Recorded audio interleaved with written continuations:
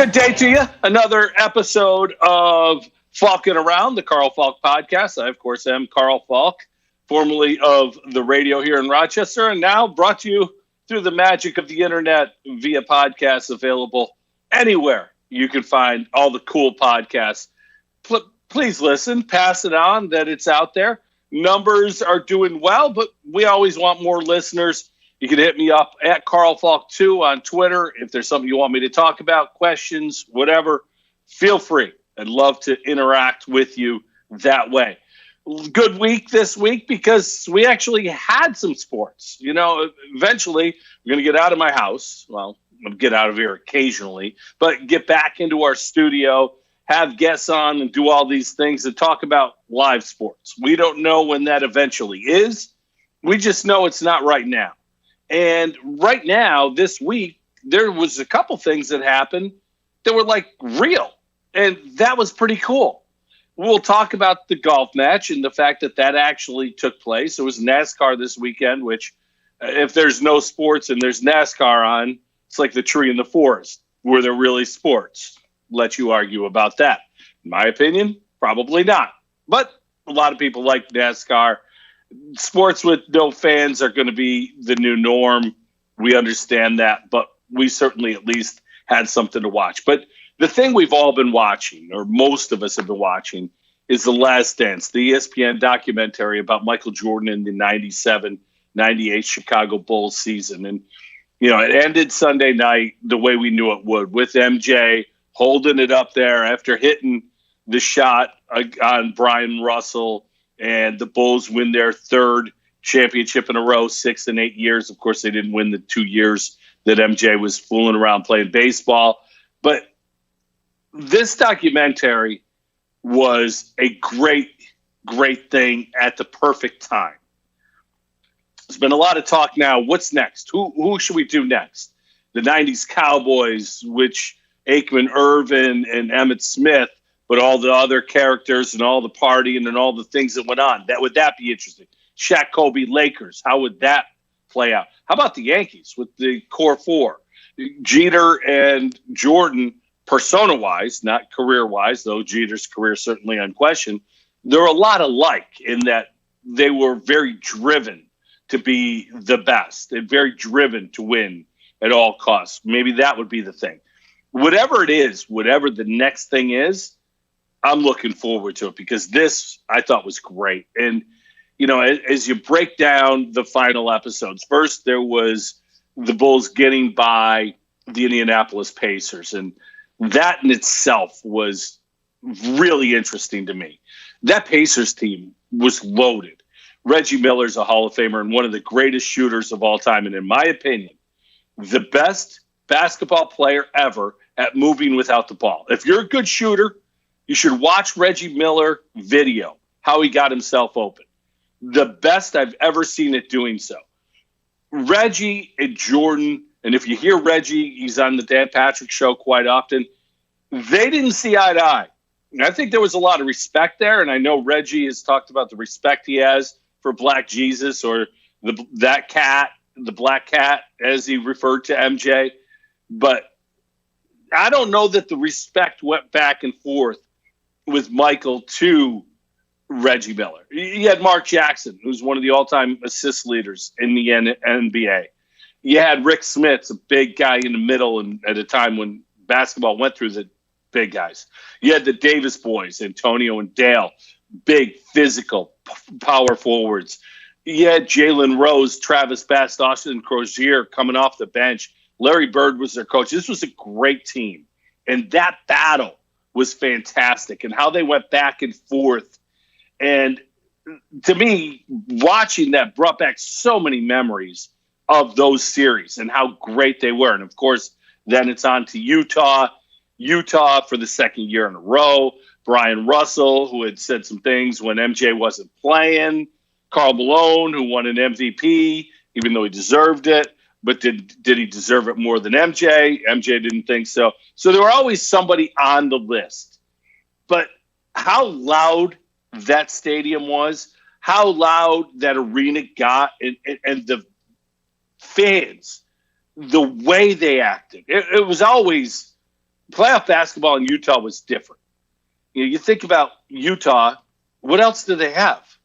It's the one thing that they really have big time is the Utah Jazz, and they support them, and they support them loudly. And that, to me, made a big part of that series great. And, of course, you had other elements, the Jordan flu game. Now, let's face it, it's always been rumored that wasn't a flu game, it was a hangover game. That Jordan was partying too much and that he got drunk the night before and was throwing up all day. And if you're somebody who's had a couple, you know what he was going through. You know the day it was. It's just not a good day. You can't wait till the day after that day because then you're going to get back to normal. This documentary laid it out that it was the pizza game. And 5 guys showed up delivering a late-night pizza to MJ's hotel room. And that the pizza was bad. MJ was the only one who ate it. Security guys, his trainers, they were with him. They all said the pizza looked a little funny, but MJ ate the whole thing. All right. I get it. It could have been the pizza, and they could have done something to the pizza. Hearing the pizza story kind of reinforced to me it was a hangover game. You think about it. If you've ever drank too much, you get back to a hotel room and, man, I'm hungry. Go for a pizza. Pizza showed up. It's terrible pizza. But do you care? Of course not. Eat the whole damn thing. You love every minute of it. It's fantastic. So you had that. You had Pippen once again dealing with some injuries at the end and MJ having to carry the team. Some of the sequences, it was just really well done. And there were a lot of things about this final season that really hit me. You know, Karl Malone going on the Bulls bus after the Bulls won it to seek out MJ. Classy. Very cool. MJ coming out of an interview room first against the Pacers and seeing Reggie Miller and shaking hands and, you know, respect there, but no words. Similarly against the Jazz, Malone and Stockton waiting for their turn to go in. MJ comes out and, you know, same thing. But I think my favorite interaction was after the Bulls beat the Pacers, and the Pacers are going home. And I mentioned Larry Bird was the coach of that team. And Bird was one of the greatest trash talkers ever. Bird and Jordan see each other in the hallway underneath the stadium. Walk up, embrace. Bird's got a big smile. MJ's got a smile. And Bird's words, 4 of them, that was it, 4 words, you bitch, fuck you. And laughing, they hug, and Bird walks away. I'll see you down the road. All right. Yeah, it just, that was a moment to me that's about as real as it gets. 2 guys who just have respect for each other, know each other, like each other, compete against each other. They'll sit down and have a beer and talk about the games that they had, the matchups that they had. They love the competition. I just thought that was maybe as real of a moment in this documentary that there was. And I think part of me says that because, remember, this was something that Jordan controlled. MJ took ownership of this video, of this documentary. He allowed the videos to be shown. He, I'm sure, let some things not be shown. There were people and things omitted that if you're a Jordan historian or fan, however you want to say it, you were probably wondering, hey, where's this guy? Where's that? Now, Horace Grant. There wasn't very much Horace Grant. And Horace and MJ didn't always see eye to eye. They played well together, but they just didn't see eye to eye that way. They didn't have. And MJ used to ride Horace Grant. And they weren't always on the same page. Now, there was a talk that Horace Grant was the guy that leaked stuff to the writer who wrote the Jordan rules, and that's maybe what soured their relationship. But I thought Horace Grant should have had more. There should have been more Craig Hodges. Craig Hodges was Steve Kerr and John Paxton before Steve Kerr and John Paxton. They all played the same role. They all played the same role well. The difference is that Paxton and Jordan and Kerr and Jordan got along well. Hodges and Jordan did not. And zero part of this documentary was Craig Hodges. And I thought, again, this is MJ maybe controlling things and not whitewashing things, but you certainly want to be seen in a positive light. Howard Stern did a movie and a book, Private Parts, based on his life. Stern's the greatest radio personality of all time. What he didn't cover was maybe the most important thing that happened in his radio career. Stern was fired from a Washington radio station, and that's how it was presented in the book and movie. He was fired from a radio station in Washington. The reason he was fired is an airplane had crashed into the Potomac River. And literally while they were pulling people, and if you've seen the video, you can visualize, they're pulling people out of the icy water of the Potomac, saving lives for people who just were in a plane crash. Howard Stern was on the air. He called the airline on air, asked how much is it for a one-way ticket from, I think it was Dulles Airport to the 14th Street Bridge, a one-way ticket. That got him fired from the Washington, D.C. It was a huge moment in his career. It was mentioned, but it was glossed over. One of the biggest moments in Jordan going from the guy who was the scorer, who was maybe not the greatest teammate, to becoming the ultimate leader was Jordan's treatment of Dennis Hobson. Dennis Hobson was a good player who played at Ohio State. I think he was the 4th overall draft pick of the Nets. Ends up getting traded to the Bulls. He was a two-guard like MJ. Every day they went against each other in practice. Every day, MJ rode Dennis Hobson, beat him down to the point where he ran him out of the league. He didn't build the dude up. He ran the guy out. And you know, many Jordan supporters will say, well, that's because Dennis Hobson's weak. Well, the greatness of a leader, and Phil Jackson, and for example, is how to reach each guy. Jimmy Johnson, the great coach of the Dallas Cowboys, used to talk about you have to treat every person differently because not everyone reacts the same. So your job is to figure out how to get to that person. MJ had one speed, one move, if you will, when it came to treating people, and that's pushing them. And the people that didn't respond went away. And early on, especially when there wasn't the talent base around him, that didn't work.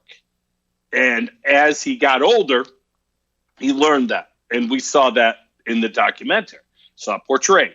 But I thought it was curious that Dennis Hobson, who legendarily was run out of the league by Michael Jordan, wasn't a part of this documentary. The people who were a part of the documentary and where this comes down is interesting. You start breaking the characters down. Jerry Krause, for example. Krause came off as somebody who didn't have a clue of what he was doing. Well, let's give Jerry Krause credit. He was the one who drafted Scottie Pippen and Horace Grant, made the moves to allow that to happen. He brought in guys like Steve Kerr and John Paxton to surround MJ. He did find Phil Jackson coaching the Albany Patroons in the CBA. Brought him in as an assistant coach, went from Doug Collins to Phil Jackson to give the Bulls a chance to win. He did a lot of things properly. However, he wasn't about to let this team, and I think a lot of the reason, now he's written a book and unfortunately he passed away before that book will ever be finished, but based on excerpts from the book, his fear was the team was getting old, and if they all got old together, they were going to lose anyway. They needed to get to a rebuild before they got old, move parts that had value, bring value back, and rebuild. Unfortunately for Krause, he also made the comment that players don't win championships, organizations do. Well, Krause and Phil, they wore out their welcome with each other, And he had tried for a long time to move Phil out of that head coaching job. And for the 97-98 season, they agreed. We're done. And they weren't going to go back on that if Jerry Krause had anything to say about it. He wanted Phil gone. He wanted to bring in Tim Floyd. And I don't know why he wanted to bring in Tim Floyd, but that was the guy he wanted. He thought that was going to be the next great move. You know, a couple weeks ago when I talked about the Last Dance, I came up with the what would Twitter do, WWTD. What would Twitter do to Jerry Krause? You win 6 championships in 8 years, and through your own volition, you decide, we're done. Not because they got beat, because you wanted to move on. It's crazy to think about that. You have a championship team 3 years in a row. And this is basketball, not football or baseball where you have huge rosters. You know, in basketball, 2 guys are 40% of your lineup. So 2 guys change a team dramatically. And yet Krause didn't want to do it. I found it interesting. After they broke up the Bulls, the next 3 seasons, first season, which ironically, a 50-game season because of a strike. You think about an older team in a short season, Bulls, this would have been perfect to come back for one more ride, try for number 7. I mean, that's hindsight being 2020. But again, the Bulls the following year were 13-37. The year after that, 17-65, 21-61. They were 51-163 the 3 years after Jerry Krause broke up the Bulls. The Bulls did not win or play in a playoff game the remaining tenure of Jerry Krause's years as general manager. Jerry Krause came out to be the villain. And, you know, for every hero, there's a villain. Krause was that villain. And I think unfairly didn't get to answer back on that villain because of his untimely death. But, man, it's just looking back on it. How the hell do you break that team up? How do you just decide that the greatest coach in the history of the game, which is Phil, greatest player in the history of the game, which is MJ, and a collection of perfect pieces around them, yeah, we're good. We're moving on. We're not going to try to win one more time. And the Bulls haven't been relevant since. Other than a blip with Derrick Rose before he tore up his knee, that franchise has been a disaster ever since then. Remember the Red Sox had the curse of Babe Ruth for basically 90 years? I'm guessing the Bulls are going to have the curse of MJ for a long, long time. Scottie Pippen, how did he come across as this? And I think Scottie Pippen's the guy who you look at a couple different ways. One, you saw his greatness, and you saw the perfect complement. Not often do we see that. I think you had that with Magic and Kareem. I think you see that occasionally. Shaq and Kobe weren't perfect, but they played well together. But MJ and Scottie were the perfect complement to each other, both mentally and on the court. And mentally, I say that because Scottie was somebody who could be pushed, but didn't want to be the leader. He was happy not having to lead. So there was that greatness there. But we also saw him not go in a game. It was somewhat petty. And I think that'll come back to hurt him. Dennis Rodman. Rodman came across as exactly what you would expect. One of the greatest rebounders in the history of the game, if not the greatest. And a dude who, God bless him, he'd much rather go pound beers and bang Carmen Electra than go to practice or hang out. You know, the guy missed practice in the NBA Finals to go to a wrestling event in Detroit with Hulk Hogan. Who does that? Dennis Rodman does. He came across what we knew. Tony Kukoc was interesting, the way he was portrayed. And I would have loved to have seen more of Kukoc. Kukoc was a good player and Krause's boy. And I think that's where the friction between Scottie Michael and Tony Kukoc initially was there. But I think he became a trusted role player. But what's intriguing to me is if Tony Kukoc went elsewhere, how good could he have been? That was a talented dude. Steve Kerr, I thought, was interesting because Steve Kerr was a lesson in life. MJ tried to bully Steve Kerr like he bullied everybody else. And you couldn't bully a guy who's willing to stand up to you. And Steve Kerr did that. When MJ got in his face, Steve Kerr pushed back. Jordan punched him, and Jordan realized, man, I shouldn't have done that. And this is a guy stood up to him, handled himself, and then earned the trust of Michael. I mentioned Phil Jackson, the greatest coach. To hear some of the things, how he handled them, we hear all the Zen things, but during Sunday's episode, during the timeout, you heard him cursing, dropping F-bombs. The Zen goes out the window when the ball goes up in the air. And I think that's important too. And while people will always look at Phil saying, yeah, he won 11 titles, but come on, he won 5 with Kobe, and 3 with Shaq, and 6 with MJ and Scotty. Is he really the greatest coach? Well, who's better? Red Auerbach, there was Hall of Famers all over that Celtics team as well. To me, in an era of free agency, Phil Jackson is the greatest coach in basketball history. Maybe not the greatest X's and O's guy. Maybe not the best. Call a timeout. We got to get a play. Maybe he's not the best at that. But managing egos, managing people, and that's what coaching really is.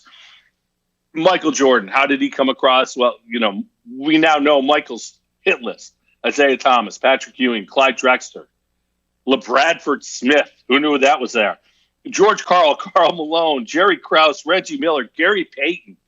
I mean, the list is so long, but what we saw with MJ was not only the greatness on the floor, and that was reinforced, and the MJ LeBron thing, and that's now a done deal, hopefully, because I personally get tired of it. I appreciate greatness, so therefore I love MJ. I love LeBron. I think they're both great at different things. There was a poll this week about who is better, and they had 10 categories. And you saw how one-sided it was when they asked who was the better passer, and it was MJ. Now, MJ could pass, and he was a good passer. LeBron James is the best passing forward in the history of the game. Larry Bird's second. Michael's not even close to as good a passer as LeBron James. So let's not let our love for MJ cloud what we know about LeBron. Yes, it's a done deal. But to me, the takeaway for MJ is in this soundbite. A nice guy. Well, I mean, I don't know. I mean, winning has a price. And leadership has a price. So I pulled people along when they didn't want to be pulled. I challenge people when they don't want to be challenged. And I earned that right because my teammates came after me. They didn't endure all the things that I endured. Michael Jordan is down in pain. Michael Jordan got taken out. He's hurt. And Jordan came down hard and is injured. And the Pistons have moved on. But you really got to feel to this man right here to be playing his heart out. Once you join the team, you live at a certain standard that I played the game. And I wasn't going to take any less. Now, that means I had to go in there and get in your ass a little bit, and I did that.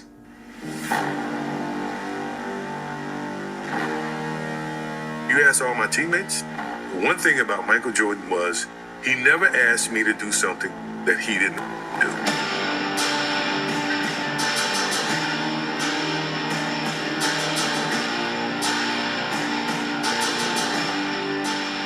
When people see this, they're going to say, well, he wasn't really a nice guy. He may have been a tyrant. Oh, well, that's you.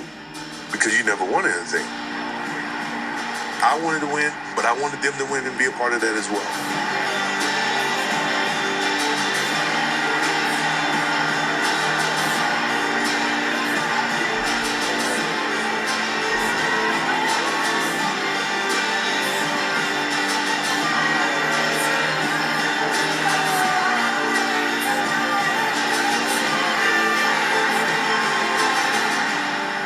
I don't have to do this. I'm only doing it because it is who I am. That's how I played the game. That was my mentality. If you don't want to play that way, don't play that way. Break.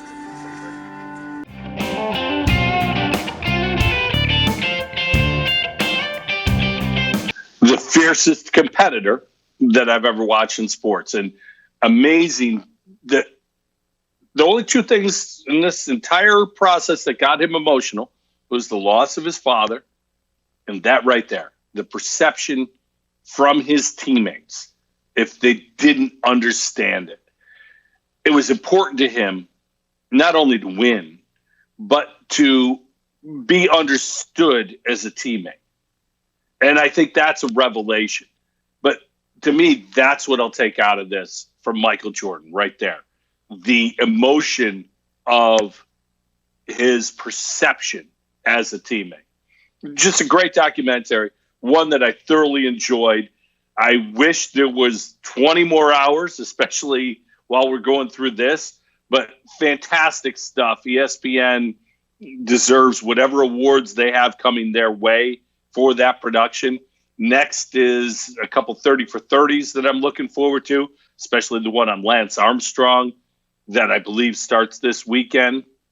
Very much looking forward to that. So great stuff with The Last Dance and how all of that came together at a time where we certainly needed something to watch, and it lived up to the billing in every way. Move on to football. Something that hasn't lived up to the billing in the last couple of weeks is Ed Oliver. Ed Oliver arrested this past weekend. The Buffalo Bills first-round draft pick last season, 9th overall defensive tackle, showed moments of potential last year as a rookie, working in a system that Sean McDermott believes in rotation, so you'll never see him play every down. But last year rotating in with Jordan Phillips, who had a nice year but has now gone to Miami or has now gone to Arizona. And, of course, Star Lotulelei.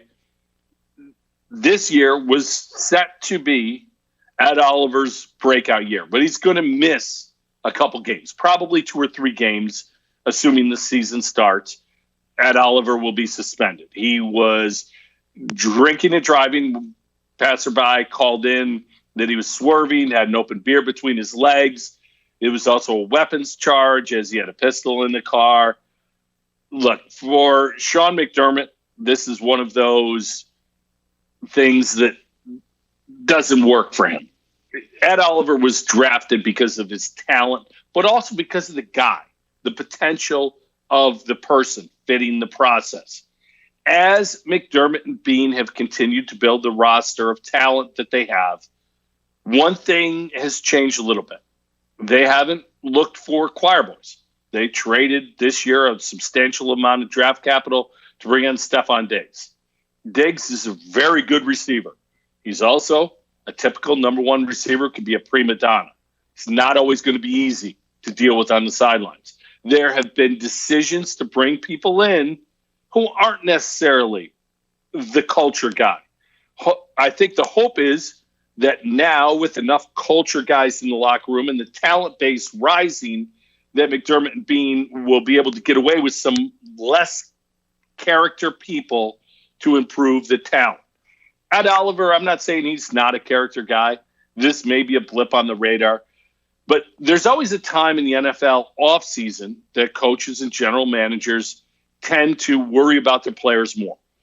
Traditionally, of course, you have free agency, the draft, then you get into rookie camps, then you have mini camps, and then there's about a 2-month period between the end of May and into the end of July when training camp starts, where players are basically left on their own. And this is when you have general managers and coaches worry about their players.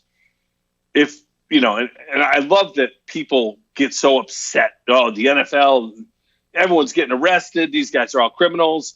Look, it's about 1% of NFL players who get arrested.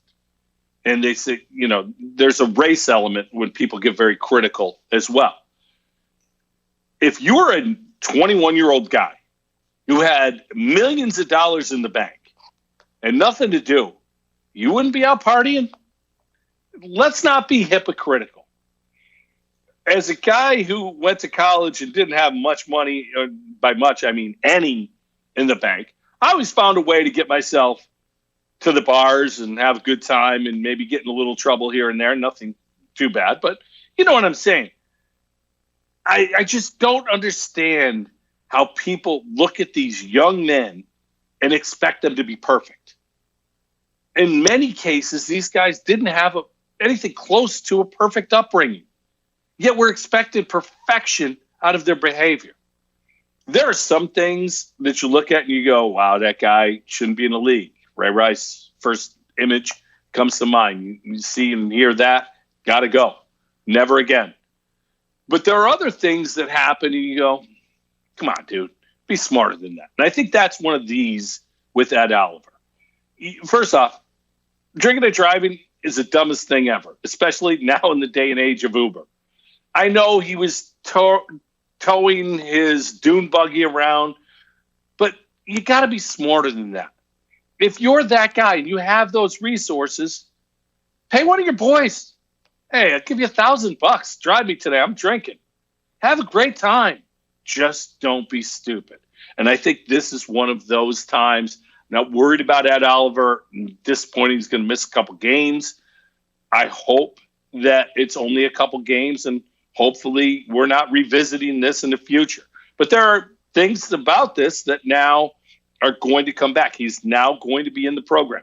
Remember, weed is no longer something that will be tested for in the NFL. So that's not a big deal. But once you get arrested, you go from being tested once a year to random testing whenever they want. So let's hope that Ed Oliver had a momentary slip up and he still can continue to fulfill the potential that I believe he has. Last week, there was an article about Sammy Watkins where we talked about young men with a lot of money and nothing to do other than party. And Sammy's time in Buffalo. First off, Sammy, and I just mentioned weed is no longer something they test for in the NFL. Wherever Sammy's getting his weed, if you're into that sort of thing, you might want to find out too, because dude's belief system is above and beyond. He is out there, and I mean out there. The things he thinks, go on to Bleacher Report, read, it's a long article. There's a lot to it, lots to unpack. But Sammy was somebody drafted 4th overall just before Khalil Mack. The Bills famously traded the following year's first-round pick to go up and get him. He spent his time in Buffalo on Chippewa drinking and smoking weed. And it's just one of those things, I mentioned Ed Oliver. I hope it's, a blip on the radar. You never know how somebody's going to react when they get money until they get it. Because, money changes everything. It changes the way you behave. And again, if you're a young kid and all of a sudden you got all this money, guess what comes with money? Friends and problems. Those two things show up immediately. And the friends, you might want to use air quotes because they might not be real friends. The problems, they're real problems because you've got to be able to say no. And nobody wants to say no. Why say no when yes is more fun and better? It's just disappointing to see Sammy doing that. The NFL also this week did something that I find interesting. They're tweaking the Rooney Rule.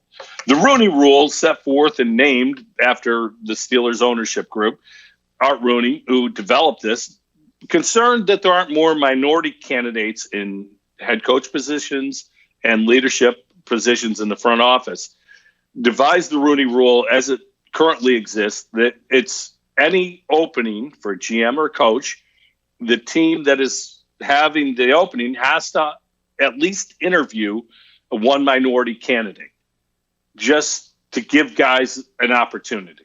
Well, this week, 2 tweaks have been made. One will be voted on, I believe, today. The other is going into effect. Now you have to interview 2 people, not 1, 2. So to me, that's not a bad thing because if you look at a minority candidate for a front office job or for a head coaching job, getting interviews sometimes will help you with the next job. Some people just don't interview well. You think about some of the people that you hear from in NFL front offices Some are very well-spoken. Some are very comfortable speaking on topic, and others just aren't. And I think the more you go through the process, the more it can maybe help you get there. But the second tweak, the one that's being voted on today, would say that if you have a coach opening and you hire a minority head coach, in the third round, your draft pick would move up 6 spots. If you have a GM and you hire a minority to fill that GM role, you would move up 10 spots.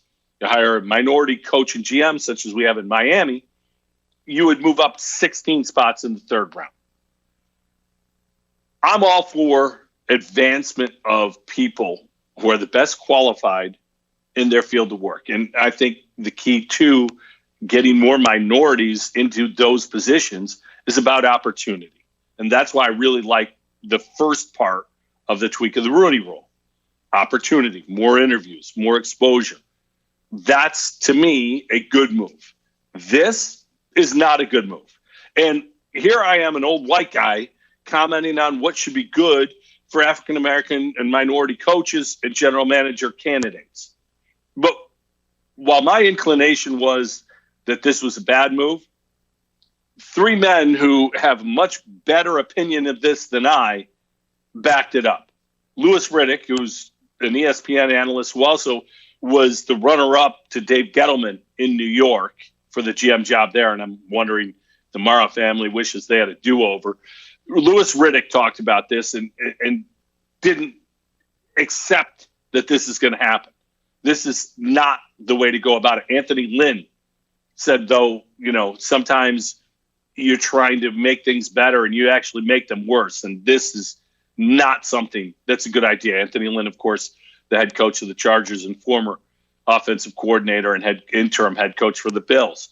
And maybe the most respected African-American head coach of all time, Tony Dungy, not because he's the greatest minority coach of all time, but because of the person he is. Tony Dungy lashed out at this as well. This is a bad idea. This is not the way you increase the numbers. Again, it's about opportunity. It's about getting the people who are qualified in a position to be interviewed so that the people who don't know how good they can be will find out. This is not that way. You shouldn't hire somebody because of the way they look or the fact that you're going to move up 5 or 6 spots in the third round. It's just not smart. For a smart league, this is something that when I read it, I could not believe how bad this came across. I expect it to be voted down very quickly when that vote does occur. The league is planning to go forth. They released a schedule last week, and we know when things are going to get going and everything. We expect there to be a different time this year as far as fans. We expect there to be a much smaller crowd experience, if any. Well, I didn't realize this. The numbers of dollars brought in by the fans, in my opinion, are why fans are going to ultimately be back at games. Now, I'm not saying Sunday, opening day in Buffalo, there's going to be 70,000 fans at New Era Field. But when you look at the money, if the Bills don't end up having fans, Forbes did an estimate this week that they would lose an estimated $104 million this season. $104 million is a lot of money to anybody, let alone ownership group, the Pagulas, and I've talked a lot about them, that their other businesses right now are producing zero money. So $104 million would go a long way to making up for the fact that the Sabres lose $40 million a year, that they're not developing oil and gas right now. Their hospitality businesses are basically shuttered. Yeah, $104 million would mean a lot to the Buffalo Bills. However, I want to throw this out there. The reason I'm convinced fans will show up, the number one team in fan revenue, and you could probably guess, based on fans going to games, the team that would lose the most is the Dallas Cowboys. $621 million. The league would lose $5.5 billion. $5.5 billion if fans don't go. I think it's safe to say that there will be fans in attendance eventually, and it will be much sooner than maybe we're ready for or we expect. But when there's $5.5 billion on the line, the NFL is going to figure out a way. You think Jerry Jones is just going to sit back and say, I'm good, even though I'm losing $620 million? Not going to happen. So that's interesting. What I also found interesting was this. The Bills currently, with their $104 million in stadium revenue, if you will, the NFL has long said that the Bills need to develop a better stadium to stay viable. They need a new stadium because they need more revenue to come in to keep that team viable. This day and age, with the economic impact of the pandemic, the long-lasting negative effects of that impact, I don't see any state or county or local government coming up with hundreds of millions of dollars to help any billionaire build a stadium. I just don't see that happening in the next couple of years. So the fact that the Bills may have wanted to build a new stadium and it may have started construction, who knows, in the near future, I don't see it happening. But I found this interesting. 3 teams currently have less stadium revenue than the Bills. Those 3 teams, predictably, the Bengals, the Chargers, and the Raiders. Now, the Chargers played in that soccer stadium. They're obviously going to have a very low stadium revenue. The Raiders playing in the black hole, but now they're going to Vegas, so their stadium's going to change. The Bengals, small market, but a relatively new stadium. But I found this interesting. The Bills' $104 million stadium revenue is behind, not much, the Colts, $112 million, the Browns, $113 million, the Lions, $117 million, the Bucks and Cardinals each at $119 million. And the reason I picked those 5 teams, they've all got new stadiums. They've all got the sweetheart stadium that the NFL wants its teams to have, because that gives them that revenue. So the Bills are going to spend $1 billion to build a new stadium to increase their annual revenue by $17 million, $15 million to beat these teams. It just doesn't make sense to me. If you're going to build a new stadium to increase your revenue, that increased revenue should eventually pay for the cost of the new stadium. You look at Jerry Jones in Dallas, $620 million a year from stadium revenue. It won't take long for him to pay off that $1.5 billion it cost him to build AT&T Stadium. At an increase of $20 million a year, it's going to take decades to pay off a new stadium. So I'm not sure a new stadium is necessarily going to be worth it for the Bills. And it'll be interesting, again, see how the NFL approaches this. If they continue to pressure, I just don't see it happening anytime soon. I think that if the plan was for a new build, I think that plan will be ripped up, and I think New Era Field will be renovated at a much lower cost, and that is the much more likely scenario now. And I don't think anything happens for a couple of years. I'd actually expect and hope for a lease extension, because the Bills' lease at New Era Field runs out after the 2021 season. So something certainly to keep an eye on. You can't talk sports without money in this day and age, and especially during this pandemic. And Major League Baseball is trying to figure out a way to get things started. Last week, Blake Snell, Cy Young winner for the Tampa Bay Rays, came up with a statement that made him the face of the selfish ball player. Listen to Blake Snell, and then I'm going to react to it. No, I'm not splitting no revenue. I want all mine.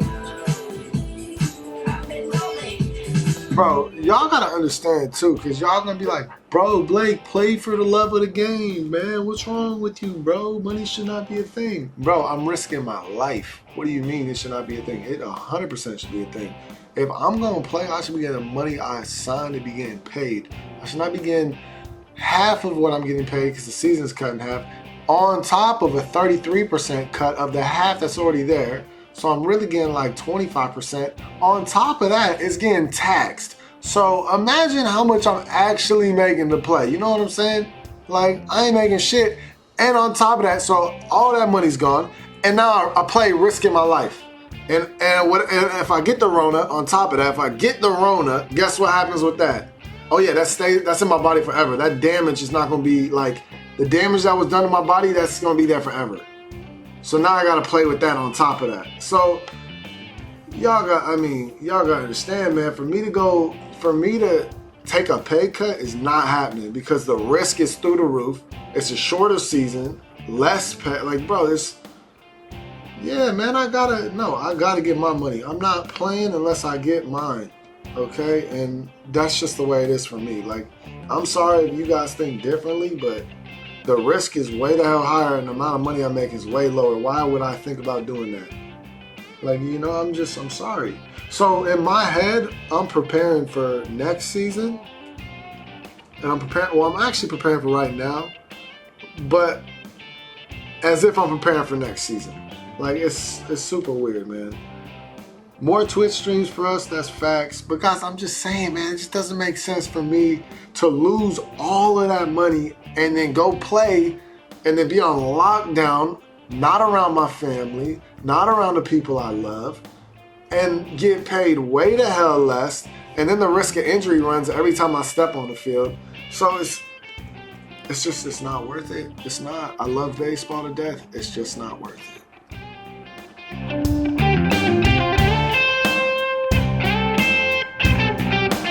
All right, so Blake Snell's put his face on this discussion. It doesn't help that he sounds like a spoiled kid who just put the bong down and started talking. All right, it doesn't help his delivery, the way he comes across. But think of the message that he said. Let's take out the fact sounds like a punk stoner who isn't going to do something for reduced cost. He's in no way wrong about what he said. Is he selfish for worrying about his future earnings? I would say yes, and rightfully so. If you had a job that you had a potential to work this year at a much reduced rate from every other year, and you didn't have to work because you've made enough money that money right now isn't a big deal to survive, and yet working this year at that reduced rate risks you going forward to being healthy and having earnings down the road that could potentially set generations of your family up. I don't think it's selfish to be concerned about that. I think it's smart to be concerned about that. Again, Blake Snell's delivery sounds like a spoiled little stone punk, but his message is correct. This is a personal decision. Now, I said this a couple weeks ago, we were talking about this, that there are two types of ball players: those who have made it and got their money, and those who are trying to make it as a major league player. Mike Trout will make $40 million a year. Bryce Harper in the $30 million. Manny Machado, $30 million. Then there's the guys who are hoping to stay in the big so they can make that $600,000 salary. Now $600,000 is a good salary. Certainly a long way from $40 million. The risks worth taking are completely different based on the revenue that you're going to bring in. It's like any other business. Rob Manfred said this week that there's no baseball. Ownership in Major League Baseball, they will lose $4 billion. $4 billion. There's going to be baseball for that reason. And the owners, they don't care what Blake Snell or any other player thinks. Get out there and play. We need to get our money. What always blows my mind when we talk about things like this is how the fans always side with ownership. Your player, Blake Snell's selfish.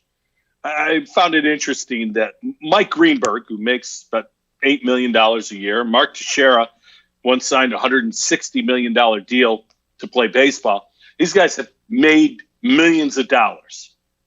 They blasted Blake Snell for what he said. Really? They got into contract negotiations to get those salaries. Was that selfish? Mike Greenberg took the greatest morning sports talk show off the air because he selfishly wanted an increased salary and wanted to be on TV, not radio. That's not selfish.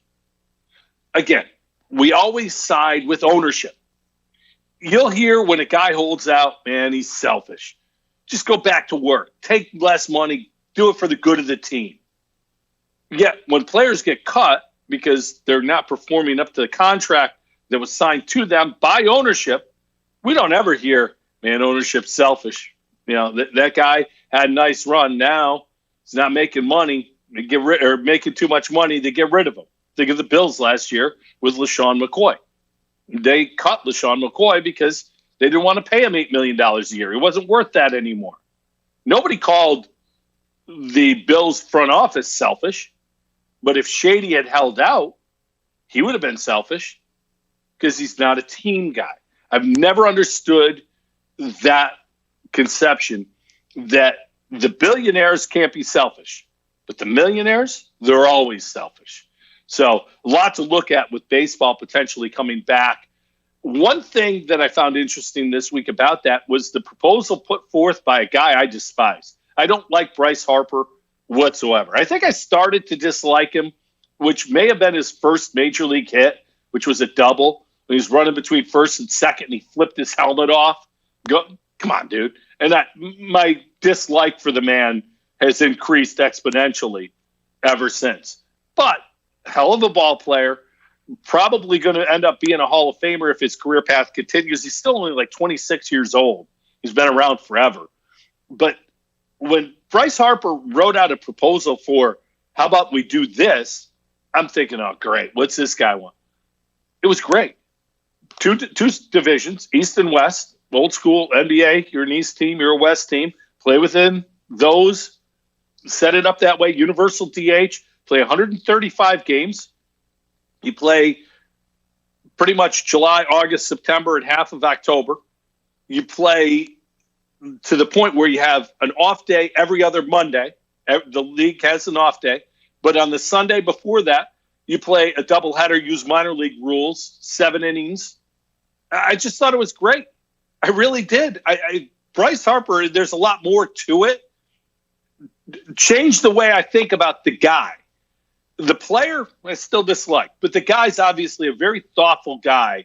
And I think there's some elements to what he said that could really make the return of baseball, at least for this year. And who knows if and when and how it's going to work out. But I thought Bryce Harper really put forth some good ideas as to how to handle that. And finally, to wrap up this week, got to hit on the golf, the TaylorMade sponsored event that had Rory McIlroy, Dustin Johnson, Ricky Fowler, and Matt Wolff playing a skins game at the Seminole Club down in Florida. It was not great, but it was something live and competitive, so I enjoyed it. But I thought there was a miss in that there was too much of an announcing presence. You got a skins game. You got 4 dudes out walking a course. Here's what it sounded like, and then I'll tell you what I thought it should have sounded like. Ready to go. All right, perfect. It's like first day back at school. Boys, let's have a good day. Yeah. Play well. Just not too well. Yeah. Yeah.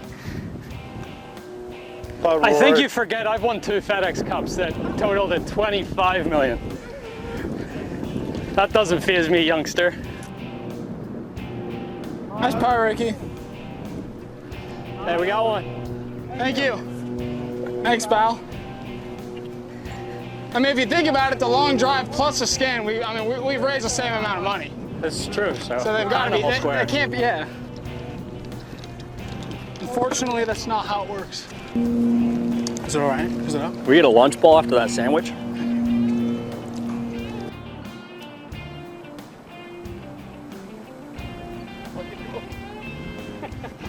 I got you covered, partner. Oh, my left. Broke left, like the last foot.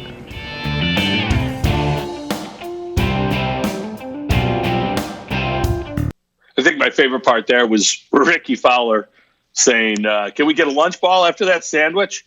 It's kind of the way we all play, right? Breakfast ball on the first tee. You know, you roll up, maybe tie your shoes, maybe not, put a peg in the ground and hit it. They could have made this a very fun event. And frankly, I don't know why they had more than one announcer. Didn't need more than one announcer. These guys are mic'd up. The beauty of this could have been them just talking and having a good time playing golf. They should have sent them out, in my opinion, in carts, with music, beverages, whatever you want, and go about it. You kind of saw that from DJ. DJ played so fast. He was marking his ball with a tee. He looked like one of us, only obviously great at golf, when he went out there to have a good time. He was not taking it all that seriously. It was a contrived event we're going to try to have it be something that people who love golf will respect. The guy who grabbed the pin, every hole, only one guy would touch the pin. He was a PGA guy or a guy who worked at the club. Khakis and a button down and 88 come on, man. Have a kid out there, have somebody out there who's another golfer. Have like Justin Thomas and Jordan Spieth riding around, heckling. There was so much opportunity for this to be fun, and it wasn't fun. And the players didn't look like they were having fun. Now, like I said, I watched it and I enjoyed it because there was a lot of competition, and it was the only competition I've seen in 2 months. Yeah, I'm going to watch it.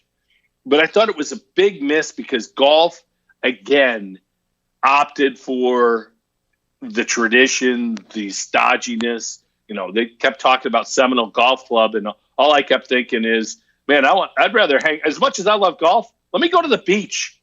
The beach beyond it looked beautiful, and yet nobody was there.